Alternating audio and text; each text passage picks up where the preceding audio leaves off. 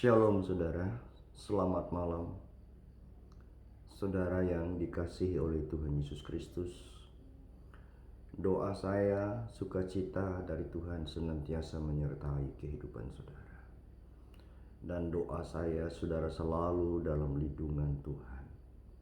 Dan doa saya supaya saudara tetap setia dan mengasihi Tuhan sampai Dia datang pada kali yang kedua. Malam ini saya akan menyampaikan firman Tuhan. Menyembah Bapa dalam roh dan kebenaran. Menyembah Bapa dalam roh dan kebenaran. Menjelang hari kedatangan Yesus pada kali yang kedua ini, kita harus masuk ke dalam penyembahan. Penyembahan yang benar. Penyembahan bukan berdasarkan perbuatan manusia atau pengajaran manusia, tapi pengajaran yang benar, penyembahan yang benar-benar dibimbing dan dipimpin oleh Roh Allah sendiri. Sebab firman Allah berkata, yang mengetahui hati Allah hanyalah Roh Allah itu sendiri. Sebab Roh Allah itu yang menyelidiki hati Allah. Mari kita akan membaca percakapan antara Tuhan Yesus dengan perempuan Samaria di sumur Yakub. Saya tidak akan membahas terlalu banyak, tapi apa yang Allah berikan pada saya malam ini saya akan beritahukan kepada saudara. Kalau saya mau membahas terlalu banyak nanti membutuhkan waktu yang panjang. Tapi saya percaya saudara dapat mengerti, menghayati, dan saya berdoa supaya Roh Kudus yang mengungkapkan lebih jauh kebenaran ini pada saudara. Injil Yohanes pasal 14. Aku berdoa biar Roh Kudus memenuhi hati dan pikiran saudara sekalian, dan Roh Kudus juga memenuhi hati dan pikiranku dan memenuhi juga bibir mulut ini untuk menyampaikan apa yang Allah mau yang kusampaikan malam ini. Nah, aku berdoa biar Roh Kudus saja yang memimpin aku, Roh Kudus juga yang membimbing saudara yang mendengar ini, supaya kita sama-sama diberkati senantiasa oleh Tuhan Yesus. Amin. Yohanes pasal 4 ayat pertama kita membaca, ketika Tuhan Yesus mengetahui bahwa orang-orang Farisi telah mendengar bahwa ia memperoleh dan membaptiskan murid lebih banyak daripada Yohanes, meskipun Yesus sendiri tidak membaptiskan melainkan murid-muridnya, ia pun meninggalkan Yudea dan kembali lagi ke Galilea. Ia harus melintasi daerah Samaria. Maka sampailah ia ke sebuah kota di Samaria yang bernama Sikar, dekat tanah yang diberikan Yakub dahulu kepada anaknya Yusuf. Di situ terdapat sumur Yakub. Yesus sangat letih oleh perjalanan, karena itu ia duduk di pinggir sumur itu hari kira-kira pukul 12. Maka datanglah seorang perempuan Samaria hendak menimba air. Kata Yesus kepadanya, berilah aku minum. Kita berhenti di sini sebentar. Saya jelaskan setahap demi setahap. Saudara, beberapa ayat ini menyatakan bahwa Yesus dalam perjalanan dan dia harus melewati daerah Samaria. Sejarah memberitahukan pada kita bahwa orang Samaria ini tidak memiliki hubungan yang baik dengan orang-orang Yahudi. Sebab ada beberapa hal. Yang pertama, bahwa waktu Israel dijajah atau Israel dihancurkan oleh bangsa Asyur, itu sebagian mereka dibawa ke Asyur. Lalu kemudian ada beberapa yang tinggal, lalu kemudian yang tinggal daripada bangsa Israel itu melakukan perkawinan campur dengan bangsa-bangsa asing yang datang untuk merebut tanah mereka. Dan kemudian oleh karena itu penyembahan mereka itu sudah bercampur dengan penyembahan kepada berhala. Lalu yang kedua, waktu Israel di bawah pimpinan Nehemia kembali untuk memperbaiki bait Allah dan dengan tembok kota Yerusalem, penduduk Samaria ini berusaha menghalang-halangi. Yang ketiga, bahwa mereka mendirikan bukit penyembahan sendiri, tempat penyembahan sendiri di Bukit Gerizim, sedangkan Israel mendirikan penyembahannya di Yerusalem. Ada beberapa faktor yang membuat hubungan antara Samaria dengan orang Yahudi itu menjadi tidak begitu baik atau tidak serasi. Nah, Yesus harus melewati daerah Samaria ini. Dan di dalam pembacaan kita beberapa ayat ini kita melihat bahwa Yesus sampai di sumur Yakub. Itu dalam keadaan yang letih, Yesus duduk di pinggir sumur itu. Lalu tiba-tiba menunjukkan jam itu jam 12 siang. Berarti matahari sangat terik sekali. Dan Yesus sebagai manusia dia haus sekali. Tiba-tiba lah datang seorang perempuan yang mau mengambil air dari sumur Yakub itu. Jam ini menunjukkan jam 12 siang. Sebenarnya orang datang mengambil air itu di waktu pagi. Di waktu subuh, di waktu pagi, itu orang datang mengambil air. Tapi perempuan ini datang di waktu siang. Kenapa? Sebab ada sesuatu yang kurang baik di dalam kehidupan perempuan ini. Boleh dikatakan bahwa perempuan ini adalah perempuan, ya dikatakan sekarang perempuan nakal, yang terkenal dalam kota Samaria itu. Sehingga dia malu bertemu dengan orang-orang, maka dia datang pada waktu jam di mana sepi dari orang mengambil air. Tetapi tanpa disangka dia berjumpa dengan seorang pria yang tidak lain adalah Yesus sendiri, dan timbullah percakapan itu. Dalam ayat yang ke-7 bagian terakhir, waktu perempuan Samaria itu hendak menimba air, kata Yesus kepadanya, berilah aku minum. Jadi Tuhan Yesus minta minum dari dia. Lalu timbullah percakapan selanjutnya. Sebab murid-muridnya telah pergi ke kota membeli makanan. Maka kata perempuan Samaria itu kepadanya. Nah, ini timbul persoalan dari turun-temurun antara Samaria dan Yahudi. Perempuan itu Samaria itu berkata kepadanya, masakan engkau seorang Yahudi minta minum kepadaku seorang Samaria? Sebab orang Yahudi tidak bergaul dengan orang Samaria. Jawab Yesus kepadanya, jikalau engkau tahu tentang karunia Allah. Apa itu karunia Allah? Karunia Allah adalah keselamatan. Sekali lagi, karunia Allah adalah keselamatan. Kasih karunia Allah adalah keselamatan.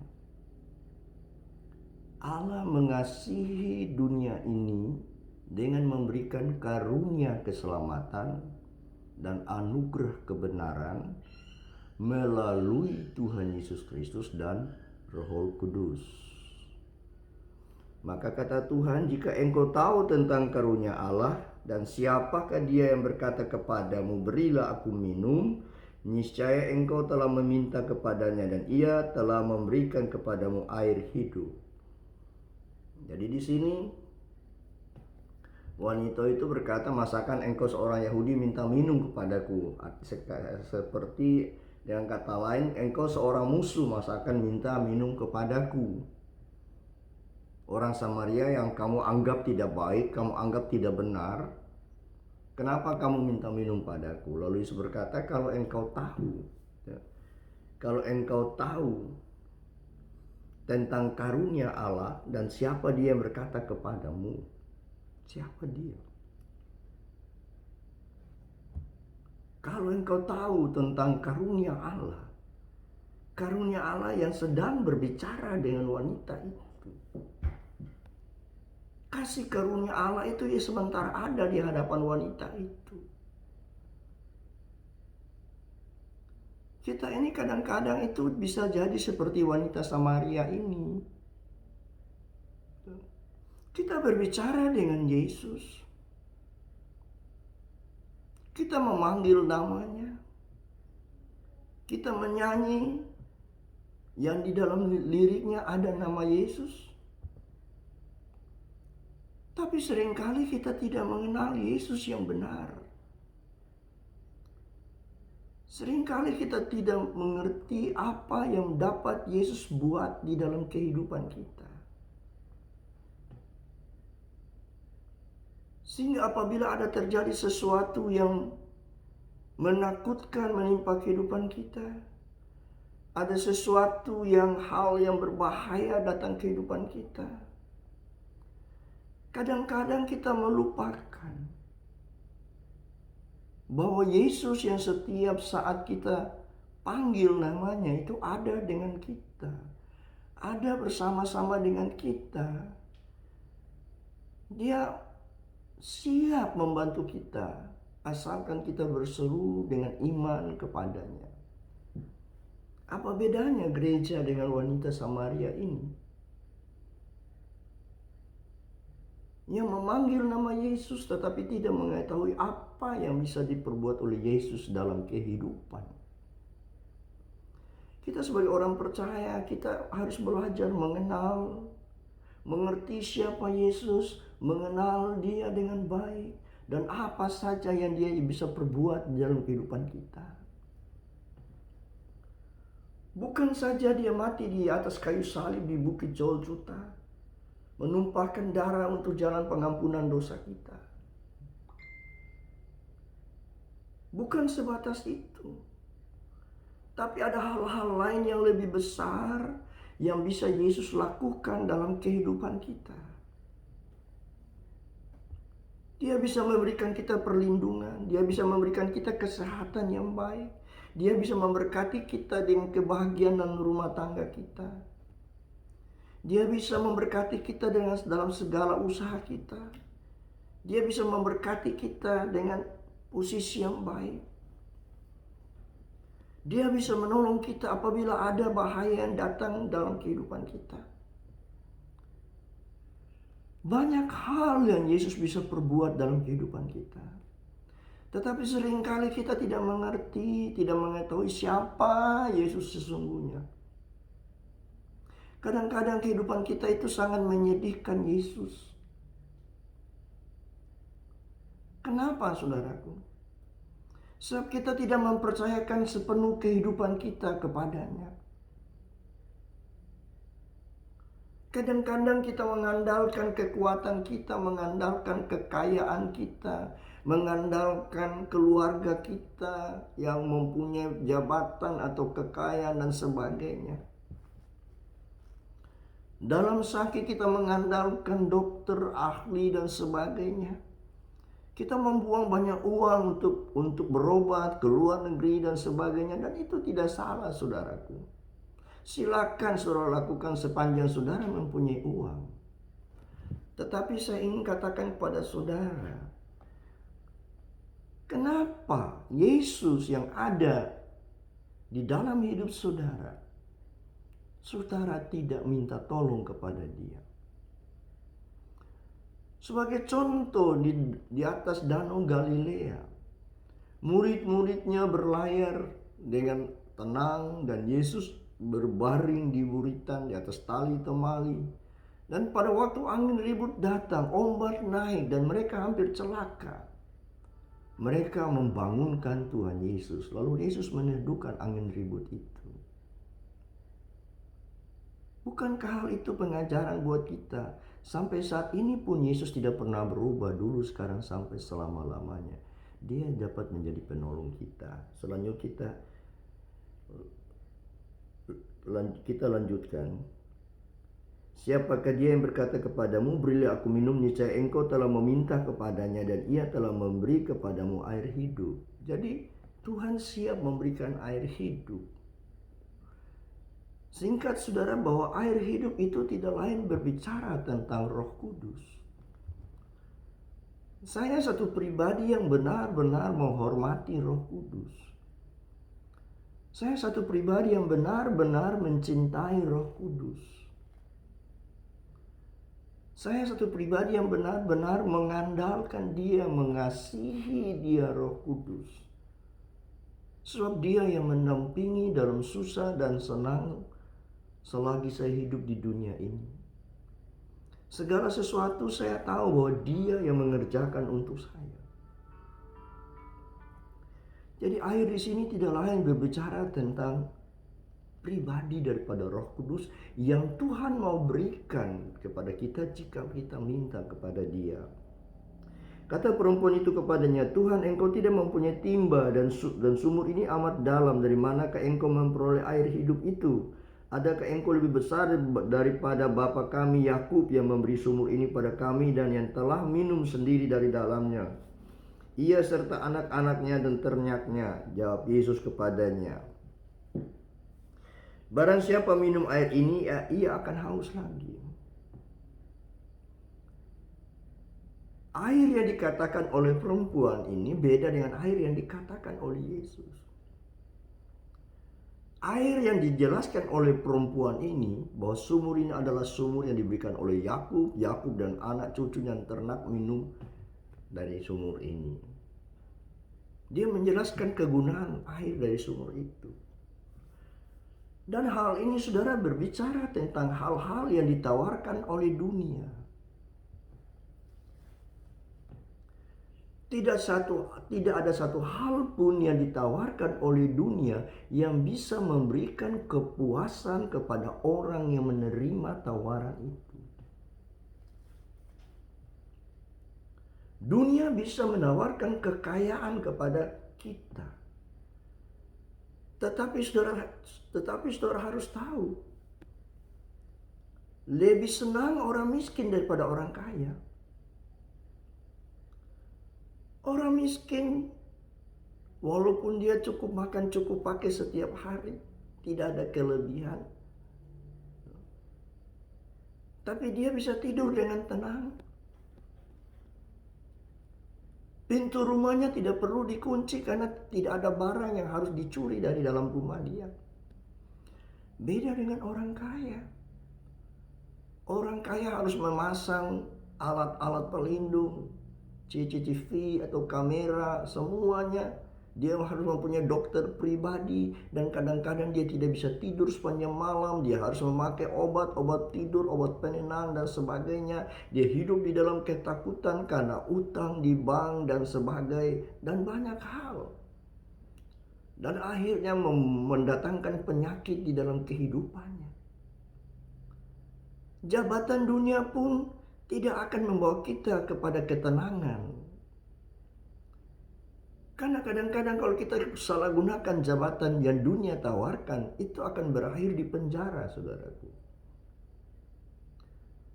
Segala kenikmatan dunia yang ditawarkan kepada kita, itu tidak akan membawa kebahagiaan dalam kehidupan kita.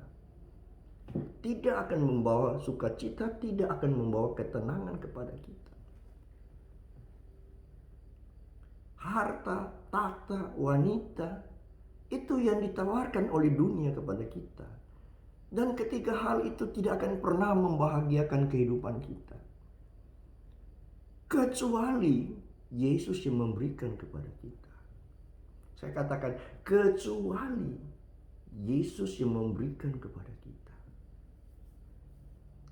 Lalu kata Yesus kepadanya, "Barang siapa minum air ini, ia akan haus lagi." Itu yang Tuhan katakan. Saudara percaya atau tidak akan kata Yesus, itu kembali kepada kehidupan saudara. Tetapi barang siapa minum air yang akan kuberikan kepadanya, ia tidak akan haus untuk selama-lamanya. Sebaliknya, air yang akan kuberikan kepadanya akan menjadi mata air dalam dirinya yang terus-menerus memancar sampai pada hidup yang kekal. Tuhan berkata, air yang kuberikan itu akan menjadi mata air dalam hidupnya, akan terus-menerus memancar sampai pada hidup yang kekal. Jadi kalau Roh Kudus itu datang dalam kehidupan kita, dia akan menjadi mata air dalam kehidupan kita. Sudah tahu bahwa air itu dibutuhkan oleh manusia. Tubuh jasmani kita membutuhkan makanan, membutuhkan air. Tubuh jasmani kita ini 60% atau 65% itu dari cairan. Demikian pun dengan roh kita. Roh kita itu membutuhkan air dan makanan. Roh kita membutuhkan firman dan Roh Kudus. Makanan adalah firman Tuhan yang bisa mengenyangkan, menguatkan roh kita. Dan Roh Kudus itu akan menguatkan roh kita sehingga roh kita ini bisa berhubungan dengan Bapa yang roh adanya.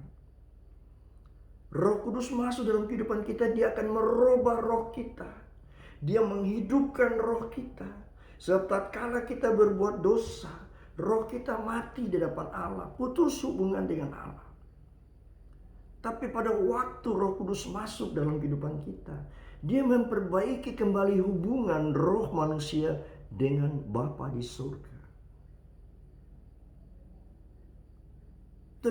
Terjalinlah satu hubungan yang baik kembali, saudaraku.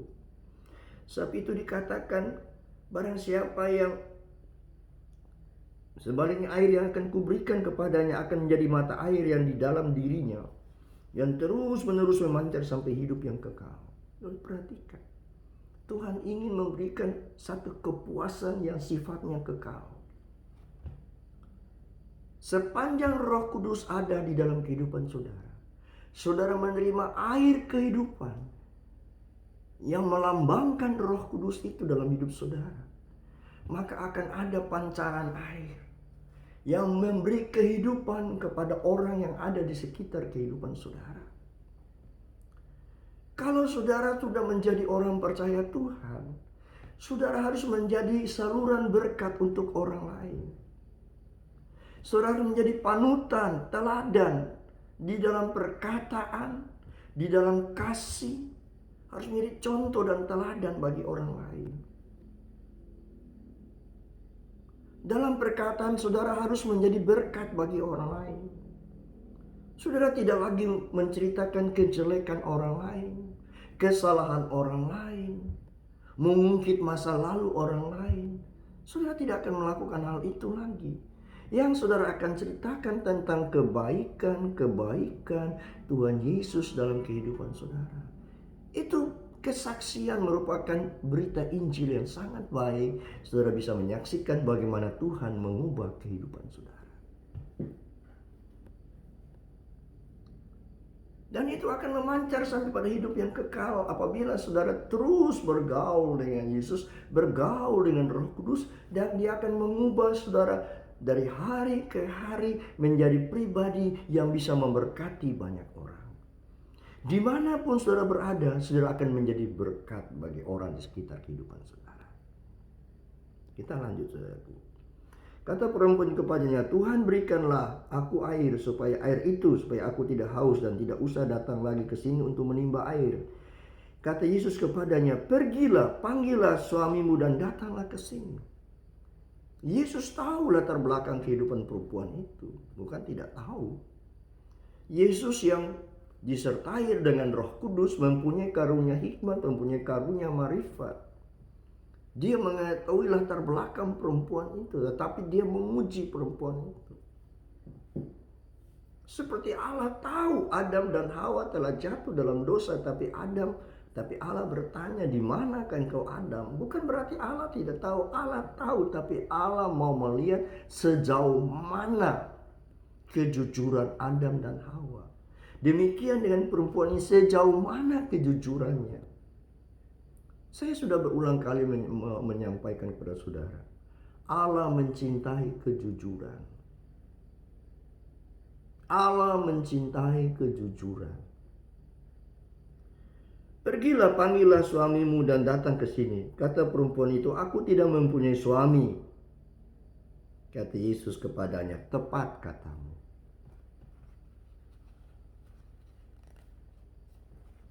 Bahwa engkau tidak mempunyai suami. Betul kata Yesus. Berarti perempuan itu jujur. Sebab engkau sudah mempunyai 5 suami dan yang ada sekarang padamu bukanlah suamimu. Dalam hal ini engkau berkata benar. Walaupun, saya katakan secara kasar, walaupun dia seorang perempuan Sunda. Saya ulangi, saya tekankan ini. Walaupun dia dikenal sebagai seorang perempuan Sunda, tapi di dalam hidupnya masih ada satu hal, yaitu jujur. Dia berkata, aku tidak punya suami. Memang benar.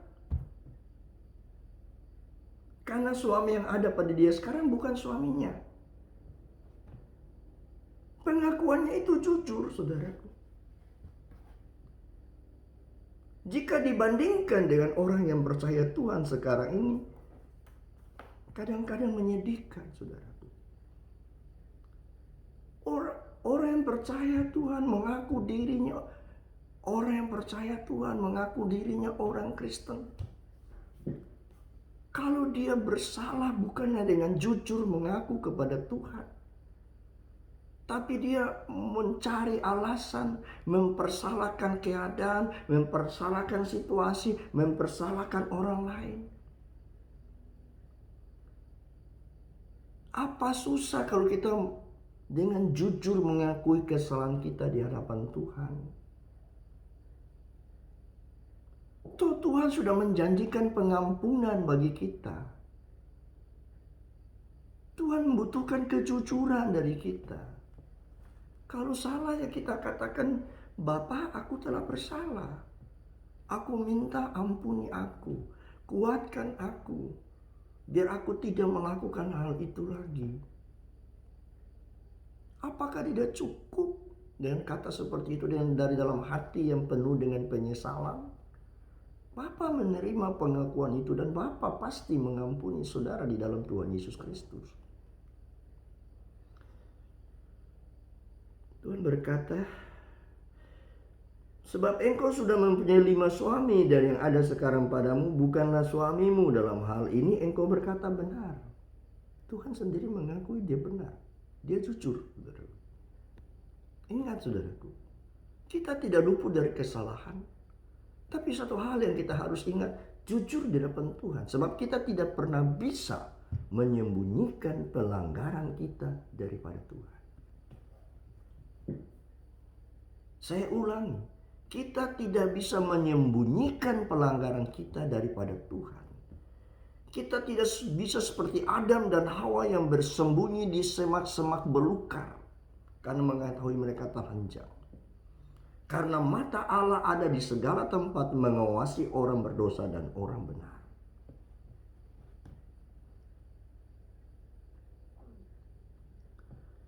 Kata perempuan itu kepadanya, Tuhan nyata sekarang bahwa padaku bahwa engkau seorang nabi. Nenek moyang kami menyembah di atas gunung ini, tetapi kamu katakan bahwa Yerusalemlah tempat orang menyembah. Kata Yesus kepadanya, percayalah kepadaku, hai perempuan, saatnya akan tiba dan bahwa kamu akan menyembah Bapa, bukan di gunung ini dan bukan juga di Yerusalem. Kamu menyembah apa yang tidak kamu kenal, kami menyembah apa yang kami kenal, sebab keselamatan datang dari bangsa Yahudi. Tetapi saatnya akan datang dan sudah tiba sekarang bahwa penyembah-penyembah benar akan menyembah Bapa dalam roh dan kebenaran, sebab Bapa menghendaki penyembah-penyembah demikian. Saat akan tiba dan sudah tiba, penyembah-penyembah yang benar akan menyembah Bapa dalam roh dan kebenaran. Roh di sini adalah huruf yang kecil, tidak menyatakan tentang Roh Kudus. Tetapi telah saya sampaikan tadi, pada waktu kita manusia berbuat dosa, roh kita itu mati di hadapan Allah. Sebab Allah berkata pada Adam dan Hawa, waktu engkau makan buah ini engkau pasti mati. Tapi kenyataan mereka tidak mati secara kasat mata kita. Tetapi manusia terdiri dari 3 bagian, roh, jiwa, dan tubuh. Jiwa dan tubuh ini berhubungan dengan kehidupan di dunia ini. Tapi roh ini berhubungan dengan kehidupan yang kekal. Tatkala mereka melanggar perintah Allah itu, roh mereka mati. Dengan kata lain, hubungan mereka dengan Allah terputus. Supaya kita dapat menyembah Bapa dalam roh dan kebenaran, kita perlu Roh Kudus. Yang pertama sekali kita menyerahkan hidup kita kepada Tuhan Yesus, kita harus mengakui dosa dan salah kita, lalu kita dibasuh oleh darah Tuhan Yesus. Kemudian kita harus minta biar Roh Kudus memenuhi kehidupan kita. Saya ulang, tubuh manusia membutuhkan makanan dan minuman. Demikian pun dengan roh kita. Dia membutuhkan makanan supaya jadi kuat. Dan makanan bagi roh kita itu tidak lain adalah firman Tuhan. Dan roh kita membutuhkan air, tidak lain adalah Roh Kudus. Sebab Roh Kudus itulah yang akan mencerna, menghancurkan dan melumatkan dan menjadikan sesuatu berkat dari firman Tuhan yang ada, yang masuk dalam kehidupan kita. Itu saya gambarkan, kiaskan saja seperti tubuh yang menerima makanan. Tapi yang sebenarnya bahwa bila kita menerima firman Tuhan, lalu Roh Kudus ada dalam kehidupan kita, Dia akan membuat firman yang kita terima itu menghasilkan sesuatu yang berguna dan yang berkenan di hadapan Allah. Tanpa Roh Kudus, firman Tuhan itu sama sekali tidak akan berfaedah bagi kehidupan kita. Saudara lihat banyak orang yang tiap hari menerima firman Tuhan, dengar di gereja, tapi kehidupan mereka tidak pernah berubah. Tapi apabila ada Roh Tuhan di dalam mereka, mereka akan diubah perlahan-lahan. Walaupun tidak instan, tapi perlahan-lahan mereka akan berubah. Tuhan Yesus berkata, penyembah-penyembah benar akan menyembah Bapa dalam roh dan kebenaran. Roh kita akan dihidupkan oleh Roh Kudus, sehingga roh kita bisa bersekutu dengan Bapa Surgawi, dan kita menyembah di dalam kebenaran. Di dalam Yohanes 14, Yohanes 16 dikatakan bahwa Tuhan akan mengirim penolong yang lain yang namanya Roh Kebenaran. Yohanes 16 berkata, jika Ia datang, Ia akan menyinsafkan dunia akan dosa dan kebenaran. Dan bagian lain, dan Dia akan mengajar kamu tentang kebenaran. Itu pentingnya saudara kita.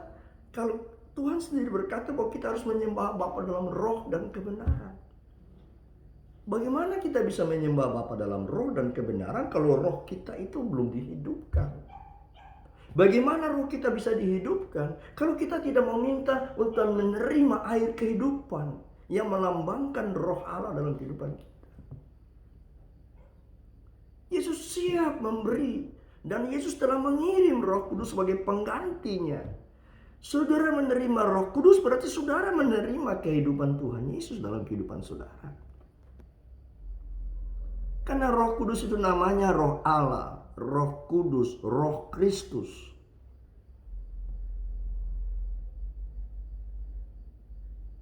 Banyak nama bagi Roh Kudus.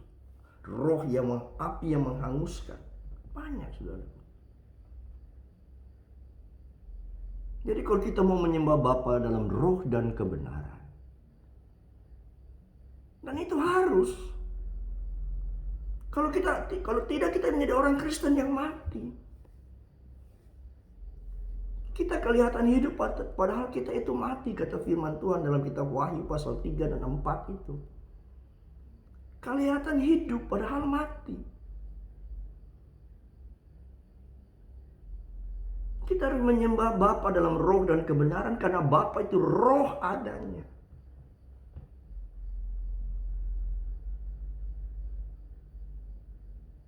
Apabila Roh Kudus ada dalam kehidupan kita, Dia akan membantu kita dalam kelemahan kita, di dalam doa yang disampaikan kepada Bapa yang roh adanya.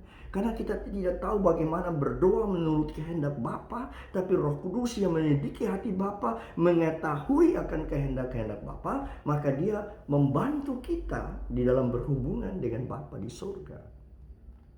Makanya saya mohon kepada saudara, buka hati saudara, berdoa malam ini, biar Roh Kudus datang tinggal dalam hidup saudara, supaya saudara bisa menyembah Bapa dalam roh dan kebenaran.